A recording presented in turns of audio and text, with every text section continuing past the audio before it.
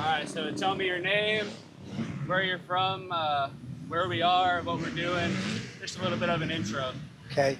My name is Steve Agronick, originally from New England. I live in the Villages, Florida. Been there for 20 years now. Love it. A lot of opportunities there. It's interesting how I got started. I got started in the early 60s on a Triumph 650 TT Special.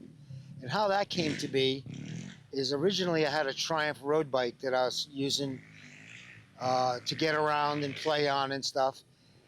I lived in an area in upstate New York that had miles and miles of dirt roads. So there was a lot of opportunity to ride. I went to a shop in New York to get the Triumph worked on, and the place was called House of Triumph. And they were really nice guys, and they were really active in racing dirt bikes. So they invited me to come to a track to watch, which I did. And then the following weekend, they asked me if I would be interested in coming to their practice track, which I did. And one thing led to another, and they let me jump on one of the bikes and go around the track. And it was at that point, I think I was hooked. So I went and got a Triumph dirt bike. At the time, there was no two-strokes out yet in the United States. Everything was four strokes. So it was mainly Triumph and BSA, some Norton, but for the most part, that's what we rode. I started off as an amateur, and my very first race was at a track called Maybrook, and it was in upstate New York, right outside of Middletown. Believe it or not, at my first race, I got on a podium. It was a third place. And then I was really hooked. So then I started doing all the races in that particular series. And that was called at the time the Metropolitan Sports Committee. And that was District 2, which later turned into District 34. I was an amateur at the time. And the first season, I didn't make it to expert on purpose. I wanted more experience. So the next year, with a lot of, also a lot of practice. Being where I lived gave me good opportunity to practice.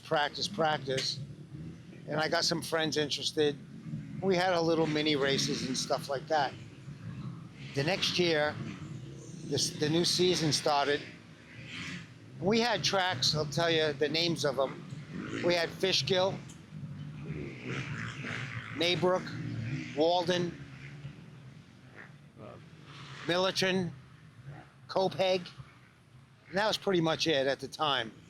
But I did travel outside the district just to get more experience. So I was up upstate to Schenectady, down to Pennsylvania. Competition was a little rougher, but I was doing okay. At that time, the person who ran the Metropolitan Sports Committee said, your amateur days are over. I was promoted to expert. And right at that time, the two-stroke bikes started trickling into the United States. So I tried a CZ out, a twin pipe CZ. The bike was actually from Czechoslovakia. Someone let me borrow it. I raced it in the expert class and did really well. I will say there was a big difference between expert and amateur as far as pace goes. I went out and at that time bought my first two-stroke dirt bike, which was an up-pipe CZ, a 250. I started racing 250 expert. Did okay. I was pretty happy with the transition and how I was doing. So I went and just kept racing with those. The next bike I got was what they call a Bultaco from Spain. It was a 200 Sherpa. I raced 200 expert and immediately started winning. So that was that. That was winning's fun, right? So then I kept doing that. Then I kept racing season. That led to, I got to think of my next bikes, Makos, and they were a German bike and cutting edge. They were just good motor, phenomenal suspension, turned on a dime. Loved the bike. Started campaigning those. At that time, motocross was getting really popular and replacing scrambles. Good. Scrambles is English for motocross, really. So I started doing that, started traveling outside of our district, went to New England, and New England consisted of 5 states. So you had a good assortment of races. And at first, I really got my butt handed to me. They were really fast up there. But gradually, got the pace going. Then the Europeans started coming over to the United States. And I remember going to a track called Pepperell. It was in Massachusetts, and this was real motocross track. Rocky, rough, brutal rough, nice jumps, but the competition was good. Although I didn't get to race the Europeans, I did race in the support class in those races and did pretty good. At that time, I decided to follow the whole series, and it was called a Trans Am, and that was 1971, and I had sponsorship from East Coast Mako and started traveling around the country racing in those. A couple funny things happened with that one. First time I was ever away from home, and there was a lot of pressure. I was homesick. I just didn't focus like I know I should have. So I didn't have very good success with that. So at that time I came back, and there was a race at Unadilla. And I was lucky enough to have the opportunity to race the very first ever Unadilla. And if you know about Unadilla, that's probably one of the best tracks in the country. Pulled up in there, and all I saw was snow fence and green grass. It wasn't groomed. It was just the way motocross should be or was in Europe. So I went there, and when I was there, I was in the back practice track running around. There was some European guys there practicing, warming up. And there was a guy from Bultaco Sumoto, which was East Coast Bultaco, the importer. He watched me ride. He was watching me ride, asked me my name, and that was that. And I raced that day, and everything was pretty good. I was happy with my results. If I remember, I pulled a 7th in the support class, which is acceptable at the time. During that following week, the Bultaco shop, which was still the House of Triumph, got a call from the Bultaco importer. And at that time, I think the manager's name was Dosher. And they asked me if I'd be interested in riding Bultacos in New York and try to go after the point series. I said, sure, let's do it. So I tested one out and absolutely loved the bike. So at that time, we were transitioning into spring, and we had a really nice practice track. It was an abandoned golf course. Just imagine, if you've ever played golf, getting your dirt bike and going on a golf course. It was paradise. So I started, it was early spring, still a little muddy, ground was just thawing out, and started riding the Bultaco, and I just felt so good on that. So the very first races, I rode 2 classes, 125 and 250. Very first races in the series, I won both classes. So I was off to a good start. So I campaigned all the points races in New York and ended up winning the #1 plate in 125 and 250. Met some great people there doing that. And some of them are still friends to this day, and that was 1972. So it just goes to show you the camaraderie in this sport. At that time, I was deciding what I wanted.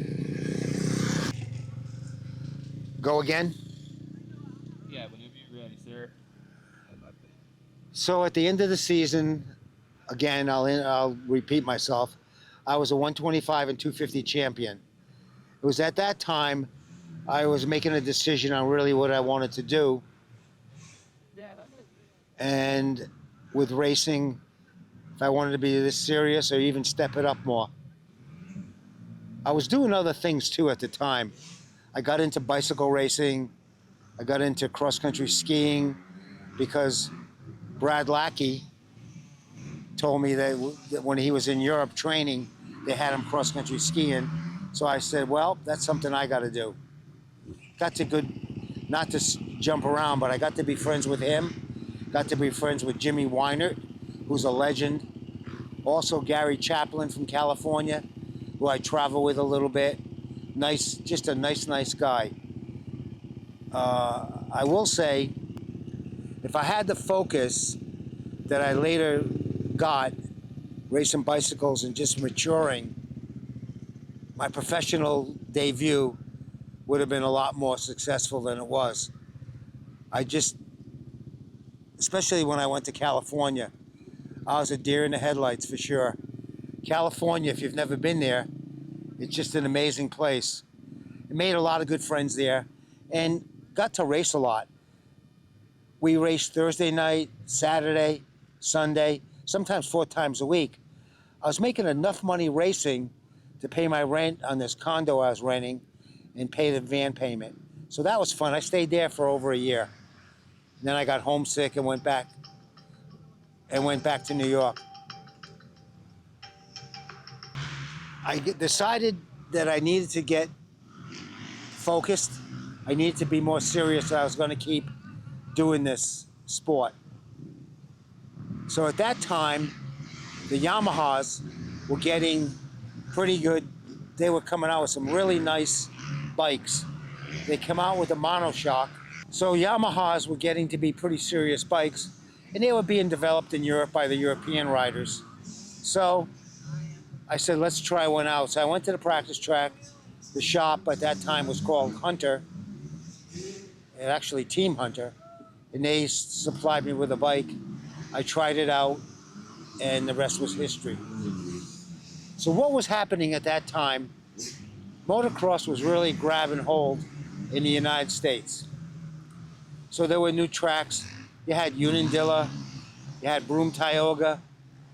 Supercross was starting in its infancy, and I'm not a fan of it, but I started doing them.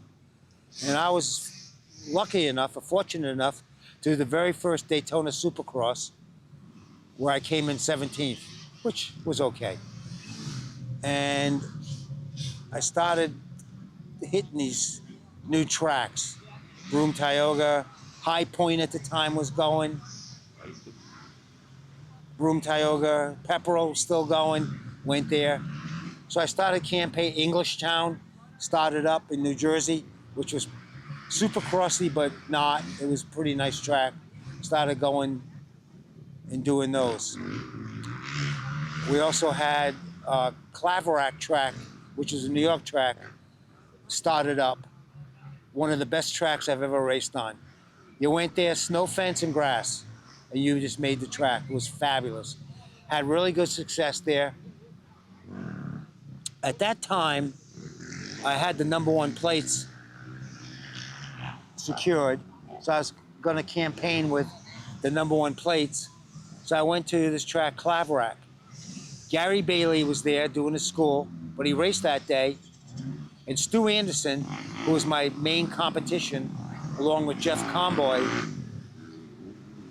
were there that day. And I remember doing the first heats, and that was good.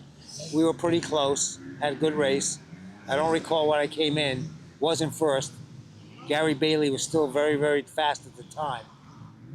And if you were wondering who Gary Bailey was, he was famous for those Gary Bailey schools back in the day. And his son, David, was a very successful pro who raced for Honda, who unfortunately got hurt really bad and never could race again. He ended up actually in a wheelchair, unfortunately. But he's still around, as is Gary Bailey. So at the halftime, we took a rest, and they went out and watered the track. I mean, they drenched it. No one knew. Got a hole shot. This was 250s. Got a hole shot. Went into the first turn, and it was just ice skating rink.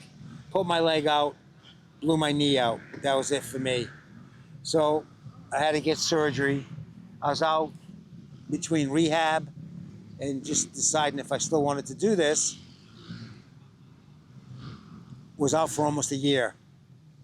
But then I decided I missed it, decided to get back into it. At that time, Kawasaki's were really starting to come on strong. They were making a nice bike. So I ended up getting a 250 Kawasaki. Started campaigning that. Didn't do any series. I just went from bouncing around for different races. All the time gaining experience, getting better. Really started training seriously. My focus was on racing. I was more grounded. My father didn't give me such pushback, so it was going good. I started racing for Kawasaki, and at that time I was fortunate enough to get something they call Team Green, which is like semi-pro ride. Ended up getting a bike and uniforms and stuff like that. So I started campaigning those and did really well. Again, not doing any series, just going from race to race. And right about there, I was using bicycles for training, as I also did weights. And I started getting into amateur bicycle racing. Got bit with that bug and started doing more bicycle racing than motocross. And that went on for a great number of years. Then I started doing mountain biking. Mountain biking started getting really popular at the time, and it was a great way with motocross experience. I thought it'd be good to do mountain biking, so I started getting into that. And I was introduced to it really by a guy named Frank Stronad. And who he was a Czechoslovakian fella. He came over in the Trans Am days. He was a mechanic for Barry Higgins, who was a legend. And they traveled around racing and stuff. But Frank got me into mountain biking. We started doing it. I started getting better. Decided to go to a race. And that was probably over 30 years ago. And started getting success. Started traveling around doing them. At that time also, I met my wife, and she traveled around with me. And of course, she helped me become really serious. And I was training and doing good and stuff like that. So, started going to some nationals and did okay. I just needed more experience and better fitness, which I started doing. And at that time, I switched over to a bike called ProFlex. They were made in Rhode Island, and it was an innovative bike. And it was the first full suspension bike I rode. And it made such a difference. Immediately had success on that bike racing. So I did a lot of New York races, New England races, New Jersey races, and just kept piling up wins, wins, wins. So then, Gary Fisher, who was really famous, offered me a bike, which I jumped on, and I can't think of the name of that bike, but I liked it. It fit me. I did good on it. I started doing the New England Point Series, which I won. in my age group, and did that. I ended up doing mountain biking for over 20 years. I have, to my credit, 3 age group national championships. And in 2016, I went over to Lillehammer, Norway, to the World Championships and got on the podium, which was, I pinch myself still. So then, kept doing mountain biking, but I was also dabbing in motocross. And one of the things, my knee was getting rehabbed, it was getting stronger and stronger, and I was getting stronger and stronger. So, and I was having fun doing this. It wasn't the kind of pressure you sometimes get with motorsports. And the 3 national championships were fun. So then I was on Facebook one day, just going around, and I saw somebody posted something in Facebook, and I knew the guy. He was from New England, the guy I raced motocross with. And he was really involved in this vintage motocross in Florida. Oh, by the way, I moved to Florida. Been here for 20 years. So anyway, I got a hold of him. I emailed him. He says, there's a race up in a place called Waldo. Why don't you come up and check it out? So I went up there, leaned against the fence. I watched the vintage bikes, and I said to myself, these guys are not going that fast. So my friend let me try a bike out. I didn't go on the track with it. I went in the woods and loved it. So then I said, I think I'm going to get back into this. I gave up basically bicycle racing and picked up a vintage bike. My first vintage bike was a 125 YZ Yamaha. And I rode 0 to 200 disc brake class and probably won every moto I was in, which was kind of fun. And I even knew some guys from back in the day that were doing that. So then the club, which is Sunshine State Vintage MX, also had an open class where you could ride modern bikes. So I decided to do that. And the 4-strokes were really, at that time, they were really taking hold. So my first 4-stroke was a Husqvarna 250, which I really liked. Started campaigning that for a while. Then I moved to KTMs. Then I moved to Gas, back to KTM. And when you say first 4-stroke, for some of the younger crowd, you're talking air-cooled, dual shock. What are you talking? Okay, keep going? Yeah. Yeah, the 4-strokes I'm talking about were suspension front and rear, water-cooled. They were 125, 250, 350, 450. I preferred to ride 250s and 350s. Never had a 450. Never even rode one. Then I kept racing with that. Everything was going good. And decided to really decide what I wanted to do. A track opened up in my area called Spider MX. It was only a 7-minute drive for me. So naturally, it fit into what I wanted to do, where I was going forward with this racing. So I went over and visited Spider, walking around the track. And at that time, I met Mike, who was the owner. We introduced each other, you know, and I told him some of my future. He says, I noticed you bent down and picked up the dirt. Do you like the dirt? I said, I love the dirt. I said, this is New York dirt. And the rest is history. I rode there probably 3-4 times a week. Weekends, I was just there all the time. At that time, I was retired, so I had the time to do that. And I'm trying to recall what I was riding at the time. Probably my KTMs. I had a 350 KTM. I think that's what I was riding. And I kept riding there and riding there. And I had a couple of injuries. I broke my hip at Gatorback. Broke my ribs 3 times. It's, you know, it's not if, it's when. and it's my, just these are the things that happen. Ended up breaking my shoulder.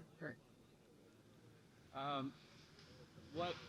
Sorry to interrupt you, but what was it that kept you going? Because even someone at my age, I'm in my 30s. If I'm off the bike a few weeks or a few months, I start to get in my head and make all these excuses why I can't do it. So, uh, but if you don't mind explaining what got you back on the bike over and over.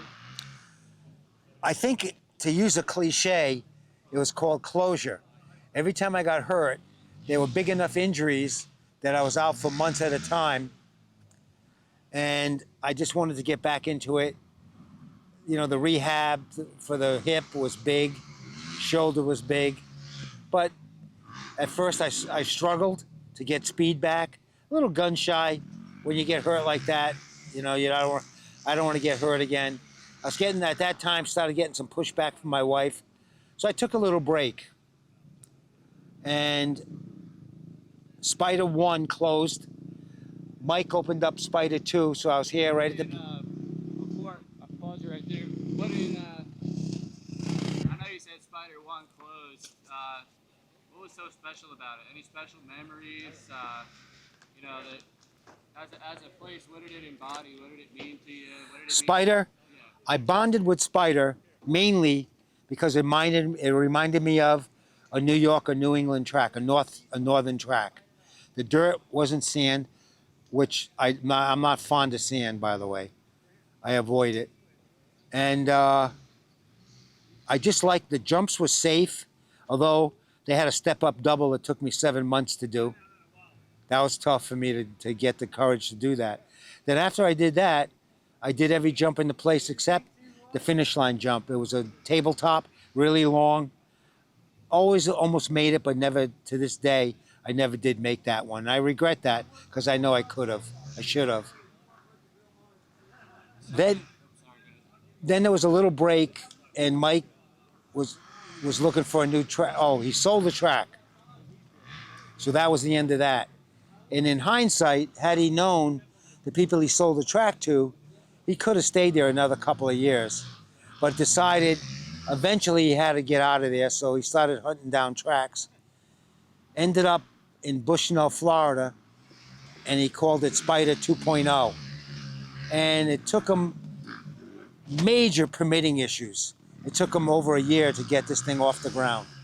The town was really fighting him, although when he first proposed it to them, they were in it, but then they weren't. So it cost him a lot of money, a lot of lawyers, a lot of engineering, but he finally got it off the ground, and here we are. So obviously it's a couple towns over. It's not the same track. It's a completely different track. But for some reason, a lot of people that went to the first Spider are now coming to the second Spider. Do you think it's a family environment? Do you think it's the flaggers, the safety? Even if they move places, they seem to still retain their customers. I'll tell you what happened there. My take on it. There's a good vibe here.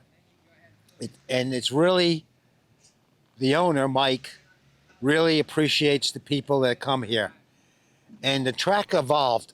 When he first opened it up and had a soft opening, it wasn't very popular. And to be honest with you, I agree. The sand was too deep. He realized it. I was telling him, get some clay into it, So he made some contacts, was able to get some clay. And the more clay he added, the better it got. The more people started coming.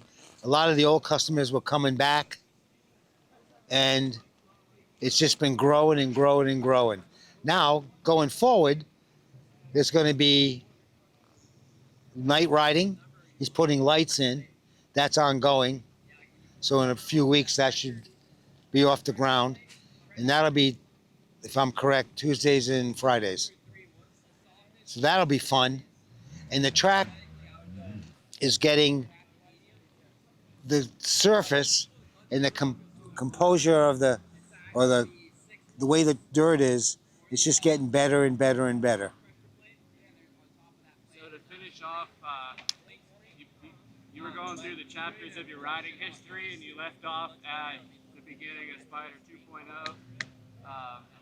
Is there anything else you want to add to the riding history part of the story you were telling? No, one of the things that I'm very fortunate and I really am thankful for is back when motocross was just in its infancy and it was coming off the ground in the United States. Remember, motocross started in the early 40s in Europe. It was very popular. No, I don't remember that. So can you give us a little summary of that, of what you're talking about? Back in the day, they had these old bikes, and it actually got off the ground in the early 1940s in Europe. And it started off in farms. They lay out some stakes and race around these pastures. And they came from all over, just all the towns, and they raced. And it started evolving. And like everything else, it grew. Then they started having world championships.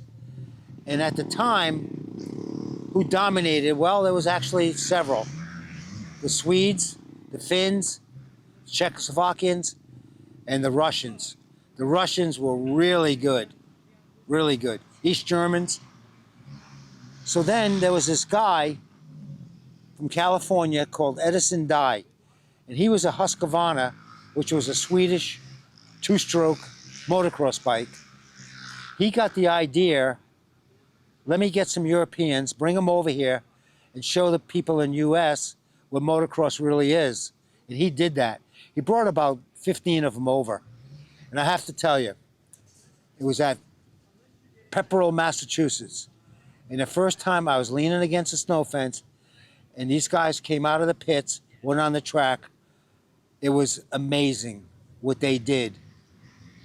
And their bikes at that time were very sophisticated, and we didn't have bikes like that in the U.S. yet. So all the guys in the U.S. who were going against them for exhibition were still riding the old four-strokes, which had dual shocks, air-cooled, 4 inches of travel suspension, and just beasts to ride. I'll give you an example. BSAs, 441 Victors, Gold Stars, Triumph TT Specials, Nortons, BSA Hornets. And we were going against guys riding two-strokes, sophisticated, purpose-built motocross bikes, Greaves, Husqvarna, CZ, Cotton. Those are some of the ones I can remember. So then they decided to step it up more, and they named this thing Trans Am, which was trans Europeans against the Americans. And they went all over the country racing at different venues. And I jumped in on that when I was really young. And the first one I did was in a place called Carlsbad, California, very famous. And when I got there and I saw this track, I just went, whoa. I mean, they had a downhill there that was amazing. But I did really well there and started traveling around doing different races. Made some good friends, and some of you may recognize these names. Got to be friendly with Gary Chaplin, and went on to be a factory rider. Tim Hart, same thing. Bruce Barron, Brad Lackey, Barry Higgins, who now luckily lives in Florida in Inverness, and I'm fortunate enough to still ride with him. And I have to say, he passes me in places no one has a right to do. So it's fun riding with him. He's still very fast. And he's also my age, which is 80. Still doing it. And one of my goals this year is to go out to California in November and ride the Vet World Championships in the 80-plus class. That's my goal. I was going to ask you, what do you consider a good day of riding? Or you get back in the truck and you're headed out. What does it take for you to consider that you had a good day of riding? If I learned one thing, was one thing more than I knew. I'm still learning, and riding with these guys that are pretty good vet riders. I'm still learning, getting back into it, feeling more comfortable on the bike. And a good day is a day you don't fall down, to me, at this point. But what we're doing is we knock the pace down a little bit, but we try to do longer motos. So it's not unusual for us to go out, 5 or 6 of us, and do 20 to 30-minute motos. Take a break, go back to the truck. Everybody's in their lawn chairs in a circle, telling stories from back in the day. It's awesome. It's fun. And that's what I think about. So we usually ride Tuesday, Thursdays, and Saturdays. What is your best memory on a motorcycle? My best memory was at Pepperell in 1972 when I was riding for Bultaco. I was riding a 125 that day, and I raced against Jeff Smith, who was 2-time world champion from England. And he was on a prototype Can-Am 125. And in both motos, him and I went at it, hammer and nail. The first moto, I beat him, just. Second moto, I led, whole shot, led the whole moto. Last turn before the finish line, he stuffed me, beat me, got the overall, because he had a 2-1 and I had a 1-2. But it was what I remember about that. It was the first time I won a lot of money racing motocross. It was a lot of money for back then. And I got to be kind of friends with him. He came over, shook my hand, and said he didn't think he was going to get me. And that was my best ride that I remember of my life. When do you plan on stop riding? Do you have a plan on stopping riding? At this time, I do not. Right now, I'm recovering. Well, right now I'm recovering from an Achilles tendon that I blew, and it's 20% torn. But I'm doing rehab, avoiding surgery. It's getting better. When I ride, I tape it up, and I'm getting away with it. So as long as I can keep doing that, as soon as I think it stops being fun, or it's more of a chore than not, I'll stop. What advice would you give to somebody who had an injury like yours and they're kind of 50-50 on whether or not they're going to get back on the bike? Well, first of all, ask yourself, if I get hurt again, it's not, getting hurt is the nature of it's part of the sport. And I always tell everybody, it's not if, it's when. You're going to get hurt. If you're coming back from an injury, baby steps. Take it slow. Take it slow. Take it slow. You don't have to send it on the jumps. You don't have to put your handlebars in the ground on turns. Just have fun. Have fun. That's what this is supposed to be. You know, you go out, and like I'll tell you, my wife says, "How'd you do today?" "I had fun." She goes, "Okay." So that's going to be, for me personally, that'll be probably my main thing of getting out of it. When she finally says that's enough, you know. So I've noticed even without a motorcycle, you still show up out here and hang out. Why do you do that? I'm good personal friends with Mike, the owner, and we socialize off the track. I like watching it. And believe it or not, when you sit there, especially a day like today with some of the guys that are here, there's some good guys here today, you can learn by watching. You see the little things they do. It goes back in your memory bank. And I know a lot of times I come here and I sit in that same place. Then I go to the track, which will be tomorrow. I'm going to ride, I think. And I'll try what I saw. So, Don, that works.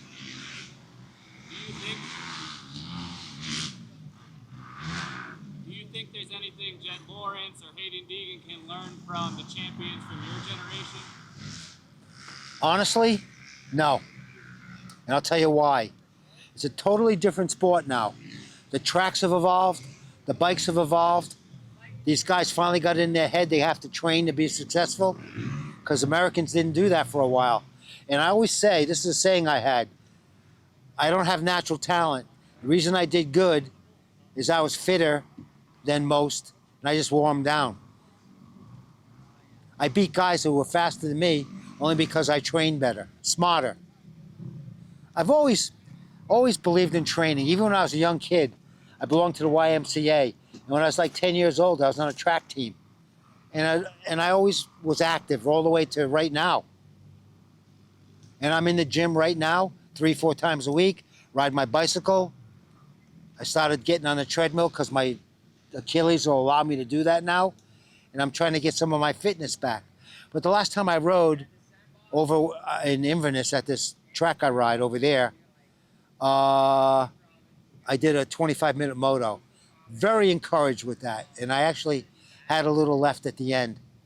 So I usually ride 25, 30 minutes, take a 30, 40-minute break, go out and do it again, and then go home. You covered a lot of good stuff. Is there anything else you want to say? Yeah. I watch guys like Deegan. Amazing rider. He does stuff that I never thought was possible. I think his podium behavior should be a little more professional, and I'll tell you exactly why. There's kids that worship the ground he walks on, and when he acts out like that, they emulate him, and that's not good for the sport. Now you take Jet Lawrence, there's an example. He leads by example. Now, he does things on a motorcycle that, it's just insane. He looks like he's not going fast. He is going fast. And I'm actually looking forward to next year when Deegan gets on a 450. That should be some fun racing. So I'm looking forward to that. All right. Is there anything outside of the motocross world that you want to talk about that helped build you into a good motocross racer, or is there anything any traits that you gained from motocross that helped you in other parts of life? Motocross or dirt bikes helped me in my mountain bike racing, and then my mountain bike racing helped me in my motocross. That's why you see I've met Carmichael at a mountain bike race. I met Bosch at a mountain bike race. Johnny O, I met at a mountain bike race. I raced tons of times against Tomac's father in pro. I was pro mountain bike racer. So I never beat him, but I raced against him. He was good. And one of the things I like to tell these young guys is keep it real. Have fun with it. Be focused and train. Try to get in some kind of shape. Something, do something. Riding's good, but you can ride yourself into shape, but you also need the off-track stuff. Plus, it helps you with injuries. So you said what you would say to the younger guys, what would you say to the older guys? Baby steps, take your time. Admit to yourself that you're not 20 anymore. Go out and have fun with it. Don't get hurt. Make sure your bike's in good running order. And just try to find guys that are your age, ride with them. And one of the other things that I always used to preach is find guys that are a teeny bit faster than you. Ride with them and you'll get faster, and you will. Anything else you want to say? Outro? Any other topics you want to cover? We can always do another episode because this has all been great. Yeah, I'll tell you something. It's totally has nothing to do with motocross. But I, for one, am very excited about Cadillac getting into Formula One and the 2 drivers they signed. I think first year, they're going to do damage. They just are. So I'm excited about that. I like watching that. I also like watching MotoGP, which is the road racing. And it's beyond, I can't even imagine that those guys go over 200 miles an hour on those things. It's amazing. I like that.